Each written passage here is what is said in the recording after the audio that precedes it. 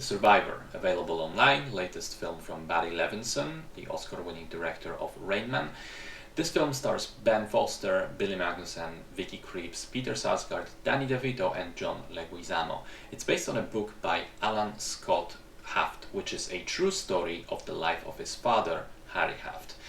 We see that story in two separate timelines. The present-day storyline takes place right after the Second World War, and Harry in it is a boxer nicknamed the Auschwitz Survivor. You can probably guess why. And Harry is in New York and is trying to get publicity by booking a prestige fight so that his name gets in the papers, because he's trying desperately to find the love of his life, the woman that he was with before the camps. He knows she's in the US somewhere. He can't find her, and he gets the idea that maybe she can find him by hearing about him in the press. And then the second timeline are the flashbacks to his time in Auschwitz, explaining how exactly he managed to survive. And that, as it turns out, also involved boxing, specifically matches organized by the Nazis between Jewish prisoners. So, as I was researching this film after seeing it, I realized that Barry Levinson's filmography in the last 2 decades or so seems to consist of very weird type of films. Movies made with really interesting actors that for some reason end up fairly mediocre. Envy in 2004 with Ben Stiller and Jack Black. Man of the Year in 2006 with Robin Williams and Christopher Walken. What Just Happened in 2008 with De Niro, John Turturro, Stanley Tucci and Sean Penn. The Humbling in 2014 with Pacino and Greta Gerwig. And then Rock the Casbah in 2015 with Bill Murray.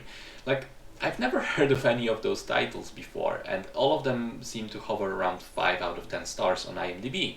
And weirdly enough, I think The Survivor is another such movie.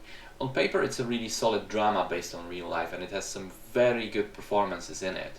But the finished movie is just very underwhelming. Between its weird pacing, the strong disconnect between the two plot lines. The present-day boxing feels almost like a feel-good sports movie at times, and the Auschwitz flashbacks are obviously harrowing and depressing.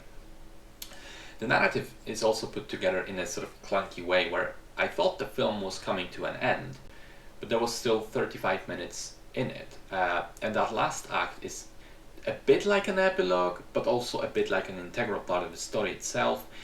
I don't know, it's kind of hard to put into words, but the film just doesn't work very well. It's hard to get into it and not become bored and disinterested. Which is a shame, because Ben Foster gives an incredible performance. He goes through a real physical transformation for the role. First he lost a ton of weight for the Auschwitz scenes, and then he gained it back for the rest. And between his physicality and the way he moves and his accent and voice, he's unrecognizable.